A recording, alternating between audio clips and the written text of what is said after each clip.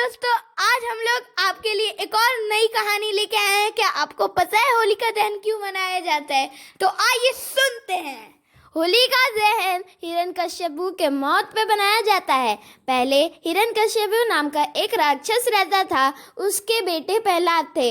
उनको भी राक्षस शिक्षा के लिए आश्रम में भेजा गया था। लेकिन आश्रम में वो गुरुजी जो वहाँ पे आश्रम में असुर विद्या दे रहे थे, वो उनको बोल रहे थे कि ये आपका बेटा सुनता नहीं, ये हरी हरी जपता रहता है, ये भगवान का नाम सुमिरन करता रहता है। तो जब वो शिक्षा प्राप्त करके आते हैं तो वहाँ पे उनके पिताजी पूछते हैं, तुमने क्या क्या सीखा वहाँ गुरुकुल में? तो वो हरि हरि का नाम जपते हैं और बोलते हैं कि आप भी हरि का नाम जपा करिए, आपको भी मोक्ष प्राप्ति होगा। जो हिरण्यकश्यपु था इस बात से सहमत नहीं था। वो अपने बच्चे को बहुत समझाता है, मेरा नाम लिया कर वरना मैं तुझे मरवा दूंगा। फिर भी प्रहलाद एक बहुत बड़े भक्त थे जो उनकी हिरण्यकश्यपु के बात पे ध्यान ही नहीं देते थे। और फिर जब हिरण्यकश्यपु ने उनको बहुत कुछ प्रयत्न किया, उनको वो अपना पिता का नाम ले, भगवान का नाम लेना छोड़ दे। वो हाथी से कुछ लाए गए, पहाड़ से नीचे गिराया गया उनको।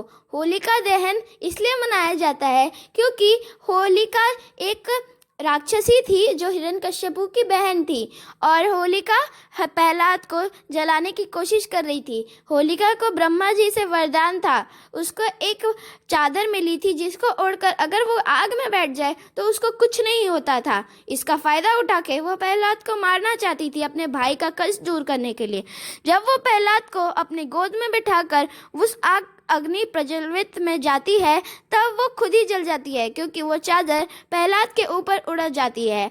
प्रहलाद से आकर पूछता है, तुम मेरा नाम सुमिरन क्यों नहीं करते? भगवान का नाम क्यों सुमिरन करते रहते हो? तो प्रहलाद जी बोलते हैं, भगवान तो सबके दाता हैं, आपको भी भगवान नहीं बनाया है, आप भी सुमिरन कीजिए ना भगवान जी का। तो वो बोलता है, तेरे भगवान हर जगह है क्या? तो प्रहलाद जी बोलते हैं, हाँ मेरे भगवान जी हर जगह हैं।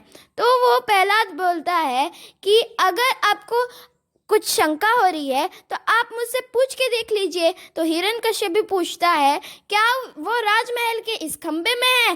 तो वो प्रहलाद बोलता है, हाँ इस खंबे में है। तो भगवान जी एक नरसिंह का रूप धरकर वहाँ पे आ जाते हैं और उस खंबे से निकलकर हिरण्यकश्यपु का छाती फाड़ देते हैं जिससे उसकी मौत हो जाती है। हिरण्यकश्यपु को वरदान था कि वो ना सुबह में मरेगा और ना शाम को, ना किसी जीव से मरेगा ना नर से, और वो ना अंदर मरेगा ना बाहर मरेगा।